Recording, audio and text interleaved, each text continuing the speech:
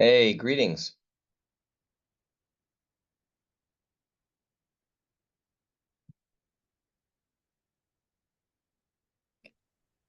Hi, David. Good morning.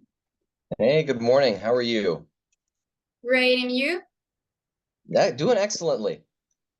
Great. Great. Great. So anyway, any questions as you're going through and getting caught up? No, I just finalized the assignment for this week for the 28th.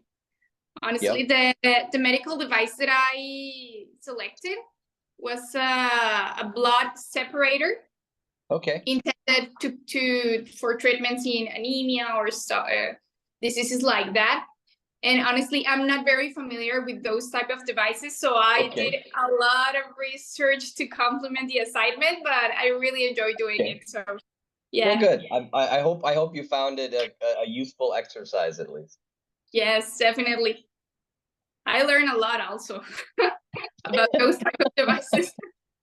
Yeah, because at the beginning when I was selecting like what type of product I was going to choose for the assignment, I remember that I read like surgical products or no, plastic surgery instruments, something like that, Yep. like plastic surgery instruments.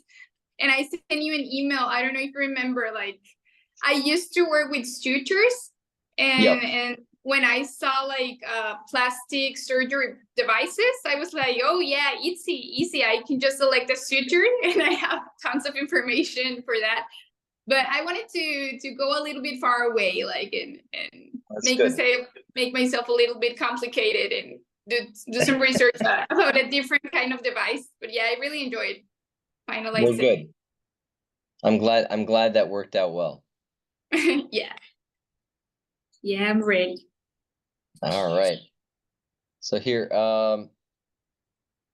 I guess again, like it's funny. So every other week I have like a different a different group of a different group of people on. So I don't know. It's Friday. Normally I've been doing these on Thursday, and so I don't know, but I've got a group of people that were on last week chatting about different things. You're back from like 2 weeks ago, basically, is when we were Yes. talking office hours.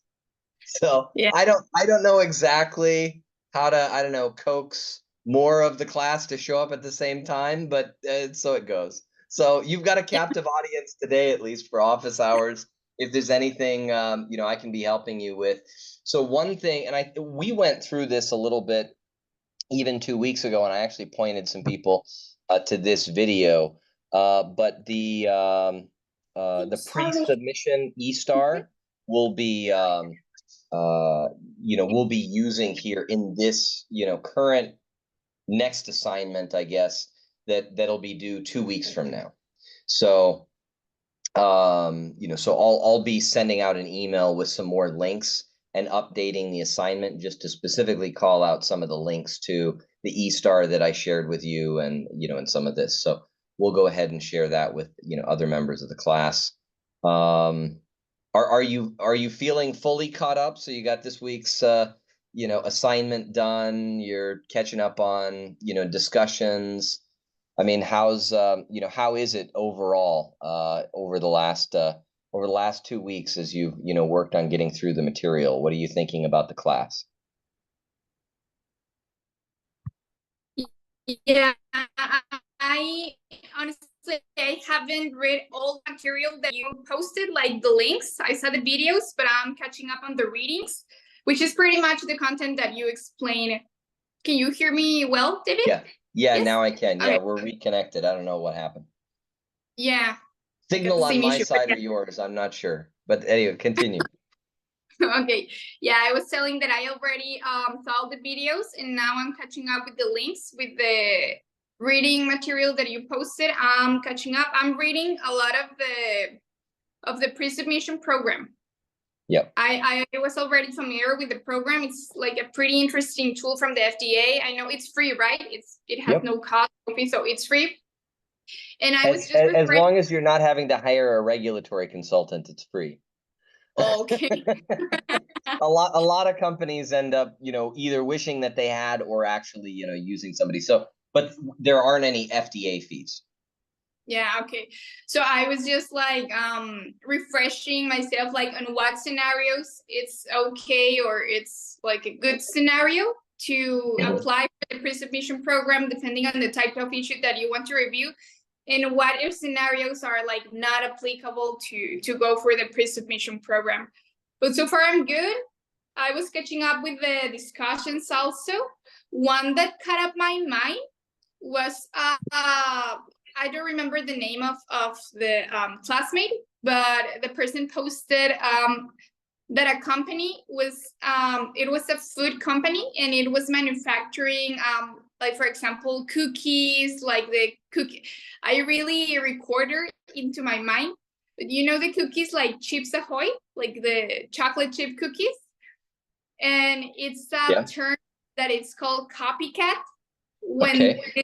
food manufacturer like basically use the same color branding as Chips Ahoy, and it called it Trips Ahoy, and it included like THC, and I was like reading, and obviously this, I think this company didn't have like a permit or I don't remember exactly, but now the FDA is like getting this product back from the market, right? But I was like, oh my gosh, the company's like, and another one, a supplemental company that wasn't declaring all the ingredients, and it was using like pharmaceutical products, and it's supposed to be like a natural, like plant-based supplement. And then it's another recall that you have over there. But yeah, pretty interesting materials. Well, where do you think we get pharmaceuticals from anyway? Mostly plants. Yeah, So, from most plants, exactly.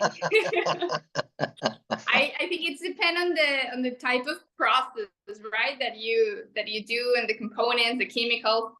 But yeah, most of the drugs come from plants. So yeah, even an some are aspirin. animal derived, actually. So some are animal derived or blood derived kinds of products, but a vast majority of them are plant based.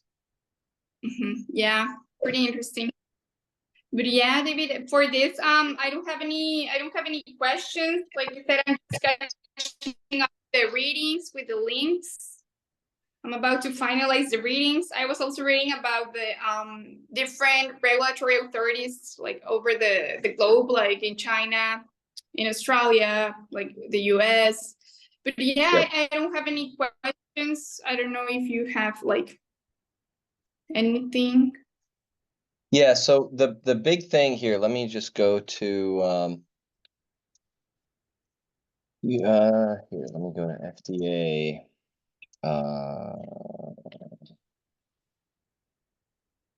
So again, we had actually gone through this a little bit even the other week, but I'll go ahead and do this a little bit further.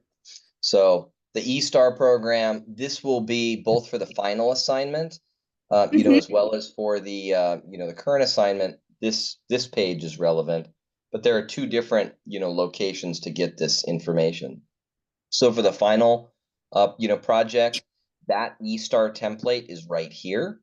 And then for the early submission or pre-submission sort of requests, this includes more than just pre-submissions. There's also 513Gs and other kinds of things, but primarily that's going to be this. And we went through this, I believe, and sort of just a quick walkthrough last time, but this is where these two links are. I'm going to update the assignments with with the link to this FDA website, as well as the direct links to these downloads for the PDFs. And you've got to open these PDFs on your computer generally for them to work. So yeah, you don't want to try to open it in a web browser. I don't believe the eSTAR PDFs are gonna function there. But Okay. I don't know if that your web browser is even going to try it, but there's like some of these FDA PDFs, especially the interactive ones, you have to download them before you're gonna do anything. So the other thing, and I want to flag this, we'll go ahead and find FDA cover sheet.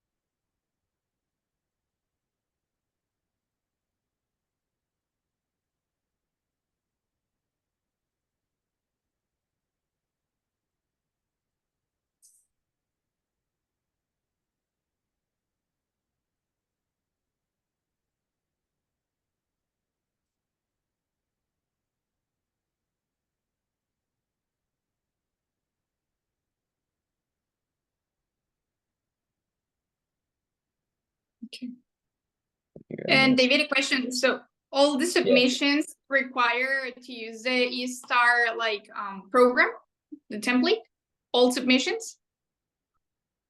You don't have to use the here, let me just get this one here. So okay, so here. So if you're for the pre-submission, program, right? So CDRH recommends, so if I go in here and I can find on this 3514, I believe it is. Yeah. So you'll see here the recommendation is to include this CDRH pre-market review submission cover sheet, right? And that's available here. So there's this FDA form 3514. And if I look here, that's this form, okay? The CDRH pre-market review submission cover sheet, okay? And for this, you're going to want to, download this and then enter the information. This is sort of an optional item for the pre-submission. So I'm going to give you access to it. You can fill it out and do this for the actual assignment, but I'm not going to mandate that you do the the FDA form 3514. But I want to make sure that you guys have available to you this form, because normally when you submit something to FDA, I always fill this out and then attach it as one of the PDFs. The other thing that we'll do as well, or I'll give you a reference to. Okay, and here I'm gonna do a new tab even then, versus that.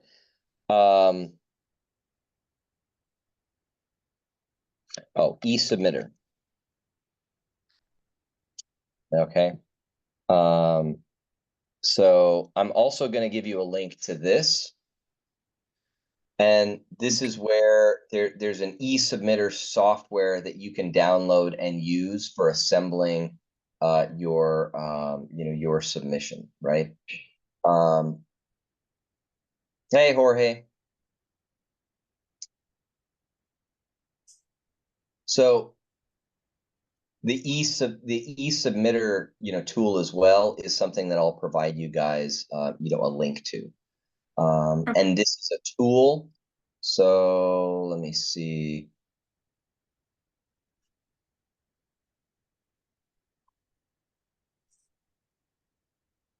Let me go over here to this one.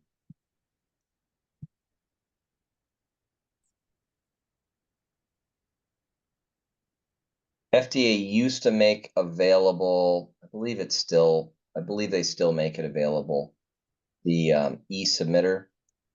Okay, so if we go over here to at least to the eCopy program. Yeah. So Okay. so if you're going to send an e-copy, there's a validation, module that FDA provides. So you can download the e-validation tool. I believe they still have let me just check and see here. I'll send out a link to the e-submitter. There we go, here. So there's an e-submitter e-copies tool that you can download as well. Okay. So you can download and install the the e-submitter tool. Okay. And so they've got a bunch of links here. So this is another useful tool as you're sort of pulling together submissions. Okay. And the FDA has access to the information that you post over the e-submitter software, or? So the software just allows you to package it, and then you have to go to the again, this is the complicated path here, right? So there are all these PDFs you can download, and then you can assemble the total submission using the e-submitter tool, but then you need to go to the FDA portal. So I'll provide all these links, but then you would need to go here, register for an account, and then you can log in here. And so, for instance, for me, I can sign in here, and then what it'll do, and are you seeing my screen still? Yeah. Mm-hmm.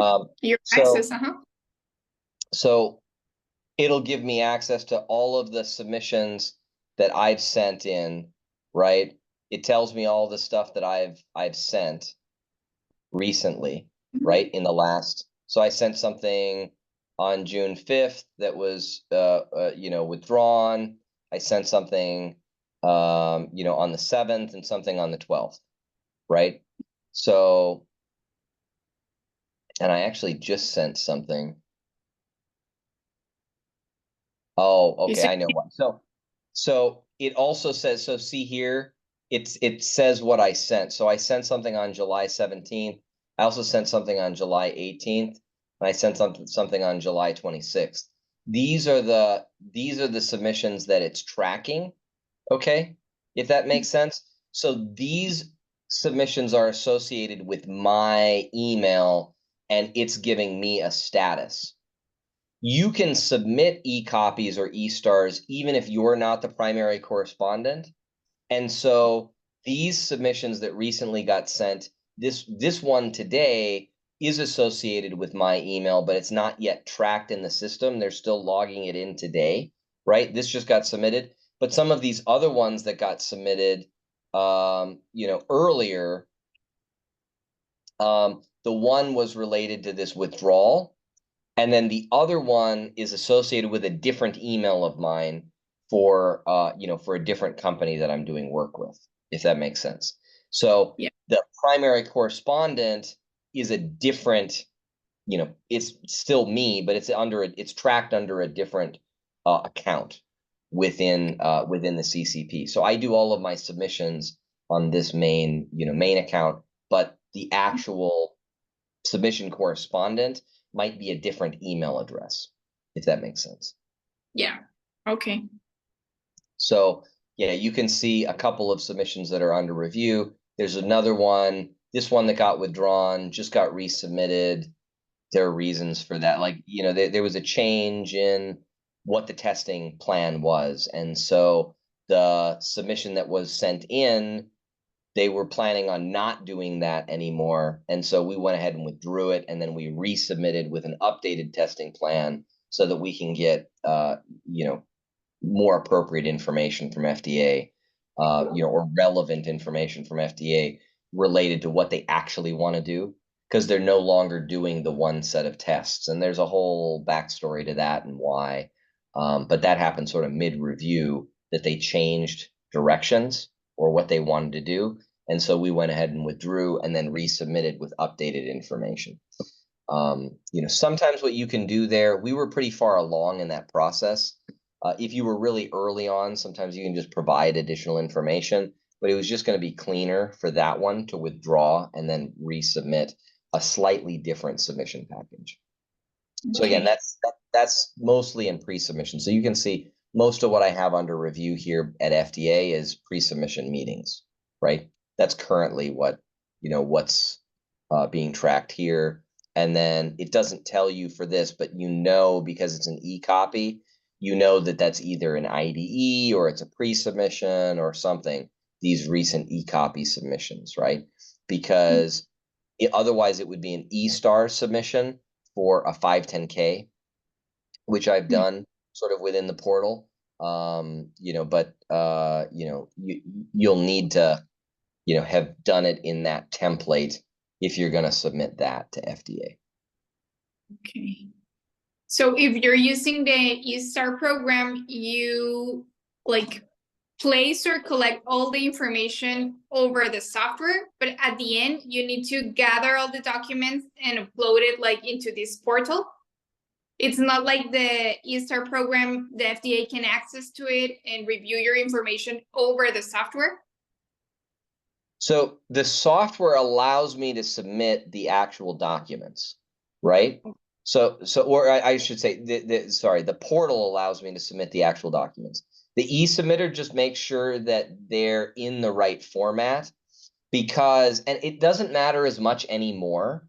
So you can just package it, zip it, and then submit it without using the e-submitter tool. I still always use it.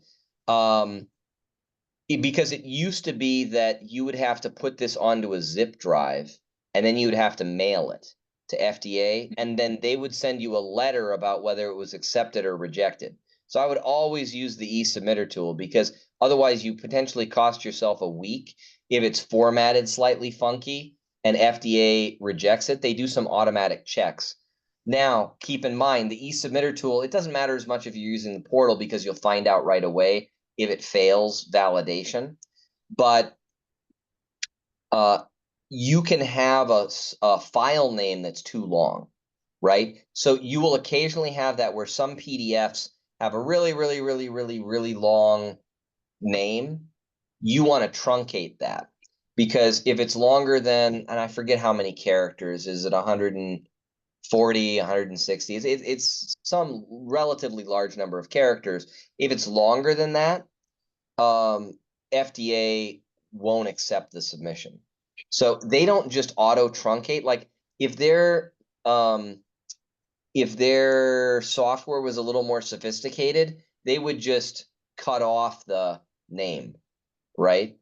But what they do is they just send it back as rejected, and then you have to shorten the name of the file, for it to get in. Okay. Yeah, but even in more than 100 characters, that would be way too long, right? I've had it happen to me. Okay. Where I submitted something, the e-submitter tool passed. I wasn't thinking about the number of characters. It even gives you the little warning in there about the number of characters, but I've had it happen to me where we submitted it and it got rejected because of the number of characters of one of the attachments. Okay. I've had it happen to me. So anyway. Okay.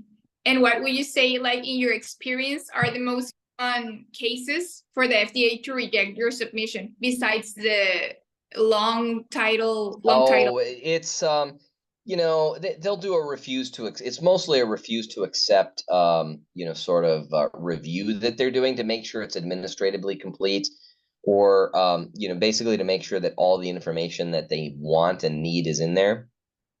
I haven't personally. I mean, it's been a long time. I don't know that I've ever had a refuse to accept. Honestly, I'm trying to think if I've ever had an RTA reject my submission, because part of it is I know what they're looking for and I can, sort of basically fill out all the information and make sure that it's all there, right? I guess the one time we had an issue, and this is something to keep in mind, was with a response. So we had a a response to a set of questions from FDA that came in near the due date, right, of that response, and FDA decided it was administratively incomplete because of the there was one question that was missing there. It shouldn't have been determined as missing, but the issue we ran into was around the numbering. So FDA had subpart A, B, C, D, E, F, G, H, I, J, K, L, M, N, O, P, that kind of a thing. But then they had another under the A, B, C, D, E, F, G. Within one of those, they had an A and a B. Okay. We addressed the overall question, but the team that was working on it, we missed this duplicate A, B, A, B. They had like A and then, A, B under it. We missed that, that it was slightly confusing. I get exactly why it happened. But in our response, we had, it was formatted slightly wrong. So we had actually internally already answered that question, but what went to FDA was missing the specific additional, item, even though overall it was actually addressed. So it actually led to an appeal and just this whole big mess around this with FDA. So FDA ended up telling me around that they changed their process so that this wouldn't happen to anybody else, but we had to resubmit. So it ended up being fine, but it was just kind of that was a real aggravation. I'll tell you what. Yeah. And for something that was already addressed elsewhere in the submission, right there in the submission, our response was pretty clear. But FDA decided that anyway. So just be really careful about that, especially if there are lots of subparts. You want to go back with a fine-tooth comb and make sure every last subpart is included and addressed. Okay. Yeah. At least with a statement or a justification for how that's dealt with. So this is only really an issue when you have really, really long response letters. And even then, it shouldn't be this kind of an issue. But yeah, it was par for the course for this specific type of submission. That group at FDA was super unhelpful. So it was very just par for the course. Okay. Okay. Thanks for sharing. So you need to submit it all over again, from the beginning. Yeah. Well, we were able to sort of leverage all the stuff that had been done before, but we had to do a resubmission, which was an annoyance. Okay. It ended up all getting resolved fine, but nonetheless. Okay. Thank you for sharing. Yeah, everything worked out in the end, but it was it was not fun. Yeah. You definitely need to have the information very detailed review, and I think it's a good option to explore to hire a consultant, or an expert for this type of processes, to avoid, because at the end it costs you way much to do the process all over again. I mean, it's not the case of you, but for manufacturers and other organizations, definitely hire a consultant or an expert to do this type of activities, to make sure that it passes the first time and it passes good. Yep. Yeah, and or have capable staff on hand, and even for us, I mean, we one of the other headaches is just how much time you have to put a submission together before. You generally don't want to be right at the deadline. And so that was the other thing, is that we were working with some internal teams that gave us the information we needed at the last minute, right? And so this is when we're sending it in to FDA at the last minute because we don't have the data that we need to do the submission until just then. And so then you have this frantic last minute assembly of everything, and that's when mistakes can happen. So you generally want to give yourself more time. Usually, so FDA has a 180-day window for submission responses that they're expecting you to, answer in. You want to answer within 165 days so that you have a 15-day buffer. So if FDA does turn around and reject it, and you really want to do it more like by 150, because then if FDA does say, oh, it's incomplete, you have a chance to come back and respond. Because otherwise, if you respond right at the end, FDA can come back after your submission would have been deleted, say it's not complete, and now you're deleted. And so, you just want to make sure that you're not putting yourself at the mercy of, any kind of bureaucrats. Generally, anybody, at FDA, you don't want to be at the mercy of people working at FDA, because they will oftentimes do the thing that's expedient for them, which is not good at all for you, right? Okay. Which is, your submission is rejected, is incomplete. Try again. Submit a new fee, submit all the documentation again.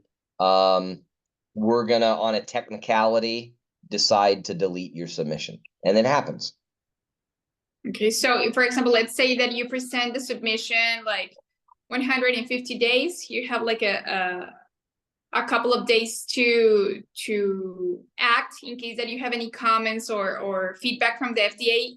So you Yep. still have an opportunity to present your responses or the missing information within that time frame, Yep. like prior 180 days, right? Yep. Okay, that's great. Yeah.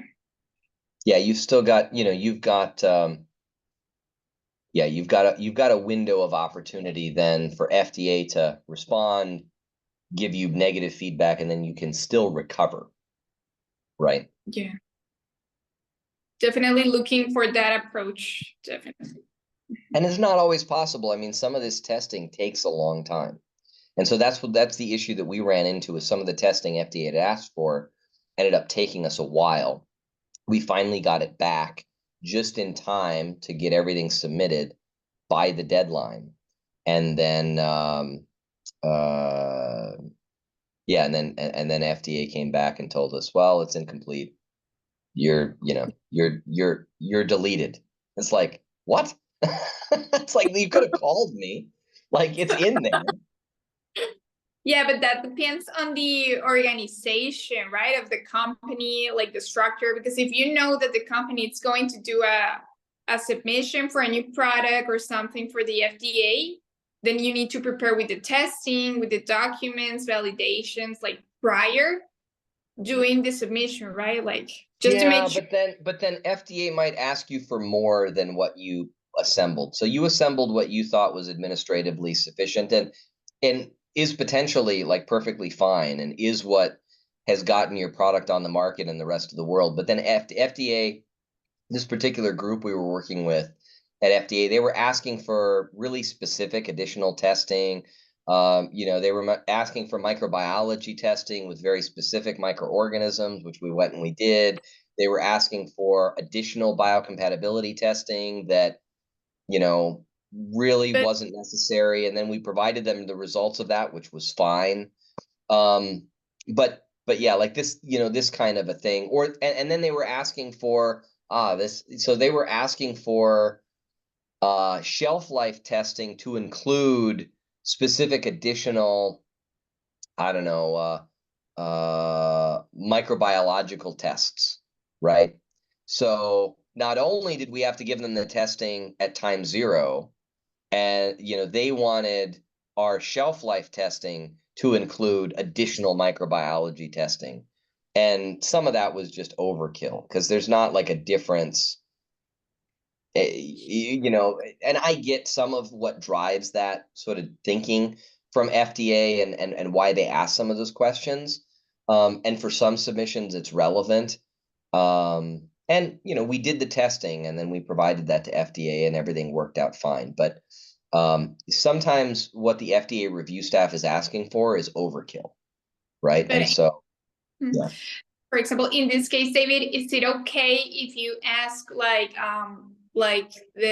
this case that you presented that you experienced, is it okay if you ask FDA for like a little bit of background, like, okay, I'm going to do this testing that you are requiring, like, can you give me some context or some background in regards of why does I need to cover this requirement? Is it okay to ask for context or the reason for the new Yes. testing? They are asking like, Yeah, it's possible, and this is where you get into submission issue meetings with FDA, or like an SIR, type submission. So submission, issue, right? It's a submission issue request. Um, and that has a quicker turnaround time with FDA. So that's where FDA's asks you questions. You have questions about their questions, and then you send in basically a pre-submission to FDA to ask about that. And you can do that. There are also ways to informally get answers to some of those kinds of questions too sometimes. So it depends on the specific scenario about what it is that you end up doing there. Whether you can informally maybe get an answer to your question, or whether you need to get a formal kind of a response. okay, yeah, and I assume, or I will guess that obviously you need to do the documents or the requirements, the testing that the FDA is asking you to do. But just so you know, like the background or the reason of the requirement, like, okay, I'm going to do it because of this or that, whatever. Just so you have the clear and solid, like, origin of the requirements, basically. Hey, James, welcome. We had Jorge on for a second earlier, but he's dropped off. Glad you were able to make it today. Any questions as you go through any of the course material? How's it been?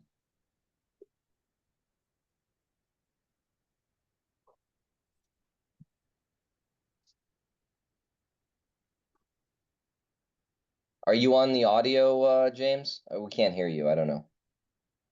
No.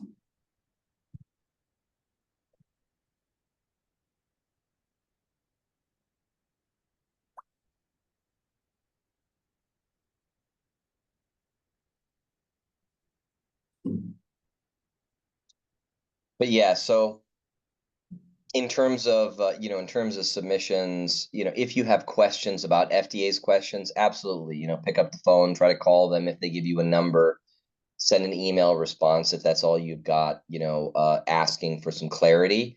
And then they can tell you sometimes on an answer just interactively. And sometimes they'll tell you, oh, submit a pre-submission and we'll have a discussion or something. So be prepared to have a pre-submission interaction. And this is where, when you get questions from FDA, you want to respond pretty quickly, because if you respond, within a pretty short time frame, then you can get your answer within that compressed timeline.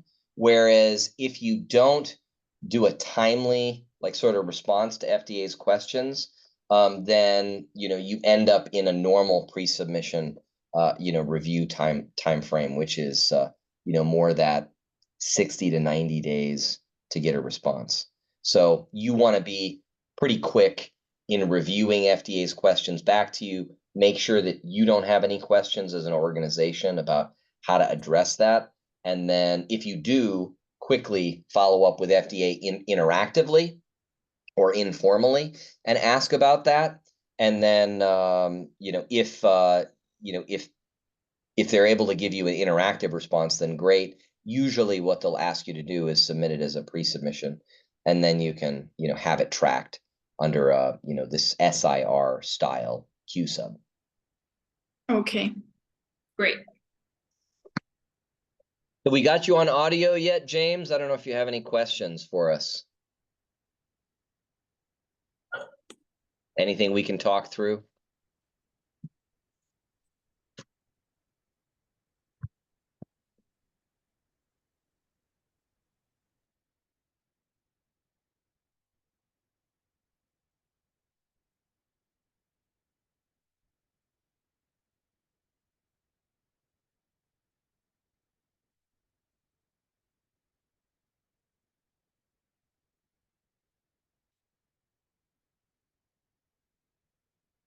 Aha.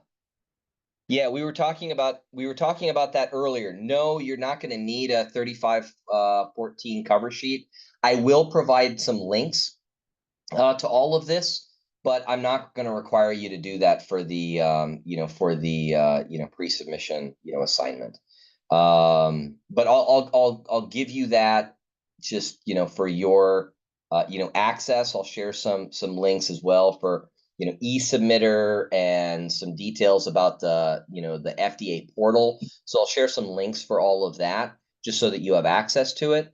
But I'm not going to require you to fill out the 3514. It's pretty straightforward, to do. You can do that, but most of, I think, the meat, I'll probably have you do that for the for the 510K piece, but for the pre-sub, I just want you to get a little bit more familiar using the eSTAR tool. You'll use that again, or a slightly different version of that for the 510K submission itself. And then I'll provide you some cover letter templates and stuff like that as well, that just so that you have that in your toolkit for the future.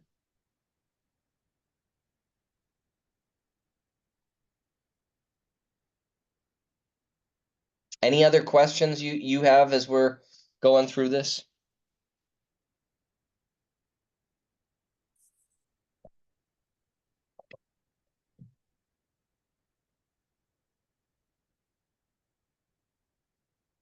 David, I have to go now, but I Go have all for my it. notes and we'll be in contact. If you got any other questions, feel free to send an email. Yeah, definitely. Yeah, don't hesitate.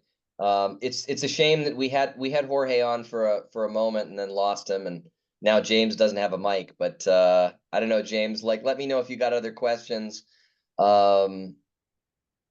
We went through earlier, and I'll post this video here in the next couple of days, and then I'll update the the assignment with a couple of links. Thanks, and see ya. I'll update the assignment with a couple of links that'll be useful for you for for this upcoming assignment due in 2 weeks. Great. Thank you. Thank you. All right. Well, that's all I've got at the moment. Nothing else to really go through right now. If you do have any, I mean, you've got a captive audience, James. I mean, feel free to ask any other questions that might be useful for you, either related to the course or more generally, if you have sort of a general question where I can maybe answer something for you. Feel free.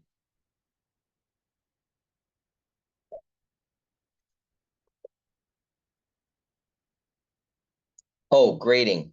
Yeah, I'm gonna get the discussion posts graded, and then I'll give you some updates, on where we stand with that. I mean, effectively, it's whether you've actually, that's sort of a completion question, mostly for anything so far, and then there'll be for the for the first assignment, it's really going to be around, getting that submitted, timely, and then also, just, what you included there in terms of having like a reasonable device description and a reasonable, indications for use, statement for one of those product codes. So I'm going to be, for some of this, it's mostly around completion. I mean, if there's anything egregious, I'll definitely be flagging it for you guys.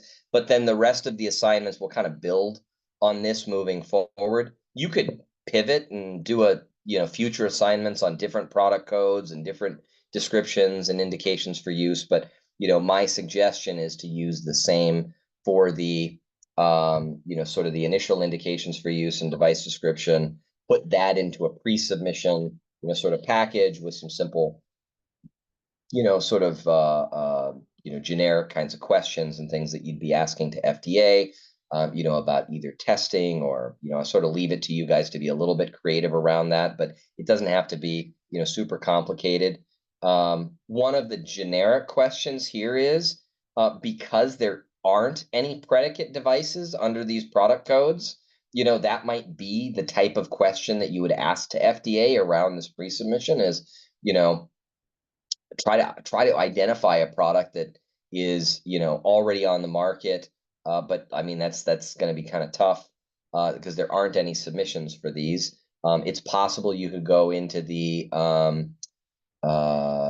registration and listing database and find that one of these products under these product codes is listed there somewhere. I think in most cases, it may not even be listed there anywhere. So that's going to be one of the biggest issues you'll have for this in terms of interaction with FDA for these specific product codes, which I identified as class 2, is that there's not a predicate necessarily to point to.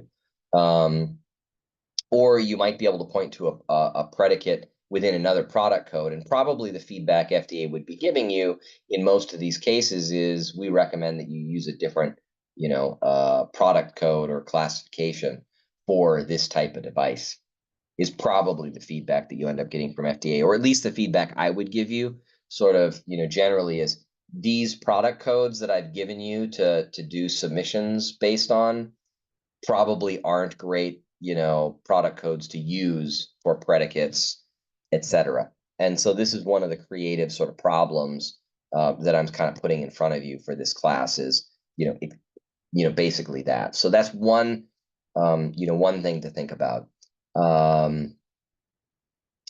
As we get into this next assignment, the one that's due in 2 weeks. For the indications for use statement and the device description, again, if it's if it's complete, I'll end up grading that in the next in the next week or so, or, whatever gets submitted, and then giving you guys some updates on sort of where grading stands, and then you should be able to log in and see sort of what's going on with all that. But so far the grading should be it's not exactly pass fail because it's a question of were you doing some of the interactions and things with other students and all of that. Did you do it in a timely way? Did you miss a but it's sort of timeliness and then completion are really what's going to be driving the grading for the discussion posts and that so far. Same with the assignment. Like the first assignment is more of a did you do it? Is it credible? And then it'll get a little bit more nuanced. I think as we go into the pre-submission for for a product into the IDE sort of template that we'll get into in a couple of weeks, and then the final submission that's due at the end of the course, or the final assignment for the 510K.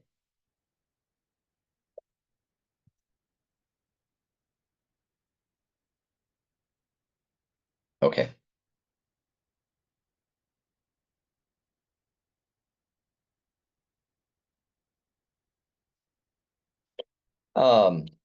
Any other questions that you might have at the moment?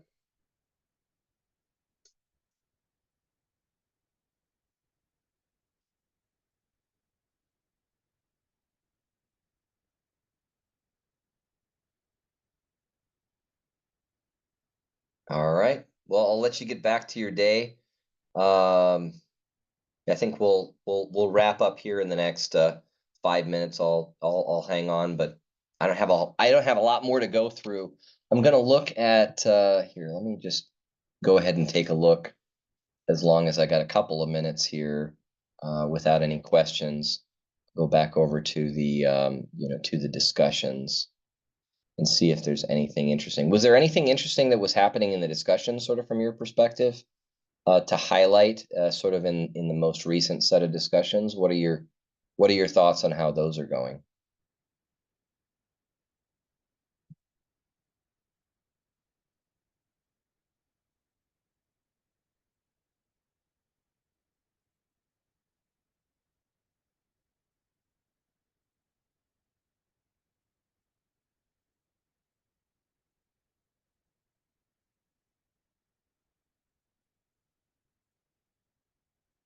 Yeah.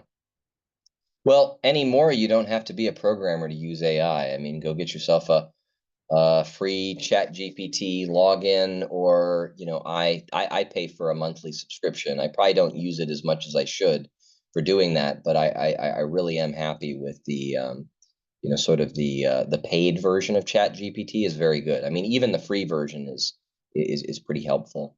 And then there are a bunch of other tools out there too. I know Gemini, is coming along. Grok should be getting an update here soon, which will be interesting. I don't know. Do you use any of those tools?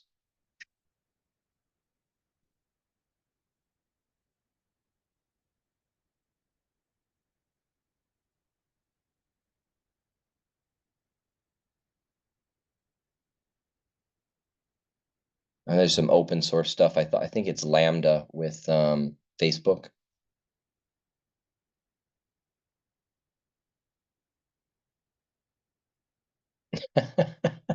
Yeah, you should go check it out.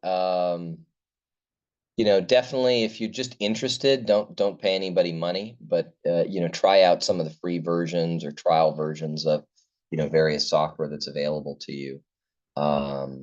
It's been interesting to play around with, and I've used it for, a number of different, cases. I was putting together some business plans and, getting input there. I've used it for just asking some basic questions as I try to do some research on different topics. And you got to check all of this because these AI tools, they hallucinate.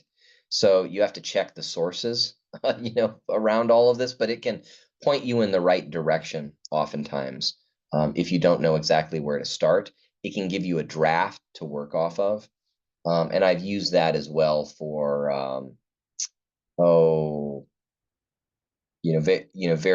various types of things. Even like LinkedIn has some tools that are available, I think, for sort of AI drafts. I used to use that. It's not as helpful, I find, on LinkedIn, like the tool they have, but I've used that sometimes for it to draft a message to somebody. I find I ended up having to rewrite the whole thing, but it's oftentimes easier to rewrite a message to somebody once you've got a bad draft in front of you. So this is the current utility for a lot of these different tools, is just to give you a first draft of something to start wrapping your brain around. And oftentimes that can just sort of get you started, because that's oftentimes the roadblock, at least for me, is just I've got a blank page of something in front of me, and I want to just get something down onto paper. And yeah, anyway, so at least for me, that's been the primary utility. Um, is just sort of for initial drafts of different things that I might be doing, and then I'll refine it.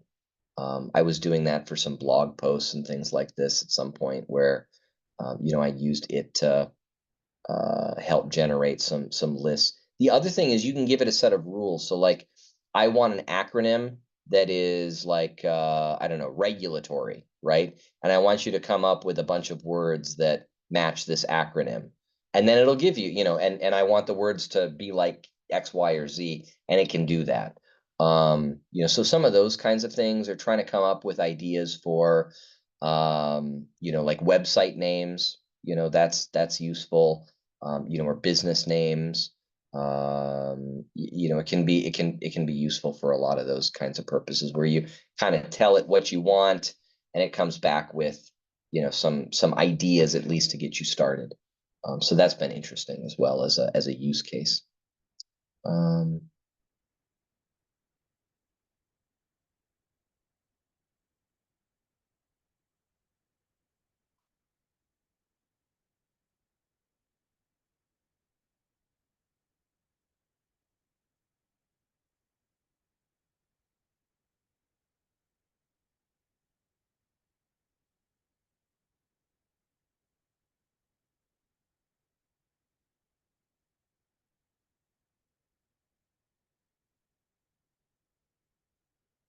Yeah, and it's interesting. So just this week, you had done this sort of write up on the labeling error made by a third-party packager, and yeah, that's something that'll happen. some of these labeling issues. And you get kind of two different types of issues that can happen. You can either have, a mislabeling of a correct product, or you can have a correct labeling of an incorrect product, right? So you could have put the wrong product in the right label. You could have had a labeling issue, or the wrong label put on the right product. You can have some mixes and matches for both, like, sort of devices and drugs around some of this. So sometimes it's an actual labeling error. Sometimes it's that they put the product, which was made correctly, into the wrong package, or they put the wrong insert in that sort of correct outer packaging. There are like a number of different iterations and variations for how this kind of a thing can happen.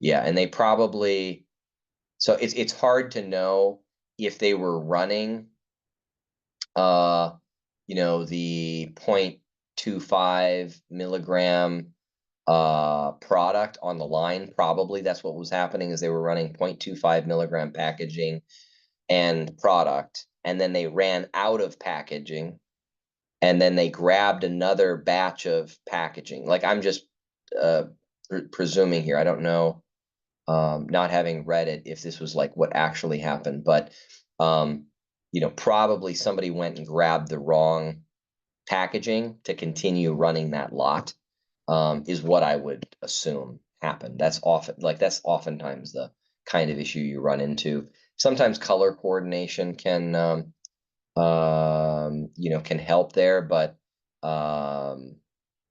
yeah, it just in this case it wasn't enough. And I've seen sometimes too where the color is close enough on the mislabeled versus the correctly labeled, so it was both green, where it's green, orange, red, purple, whatever, but both of these labels that were wrong were green. And I've seen or something, and I've seen situations where they take the first and the last, like, label usually, and then they'll sort of visually confirm that everything's correct. And I've seen it where it's gotten 3 layers of sign off for something that very clearly was wrong. Like, and like 3 people signed off on it saying it's fine. So yeah.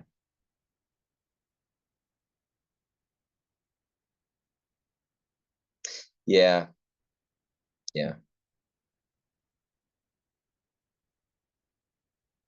No, it's hard to know what drives some of all this, but absolutely there's there's a place for FDA to be doing what they're doing. Well, that's all I got for today. I hope you're doing well, and I'll catch you later. Bye for now.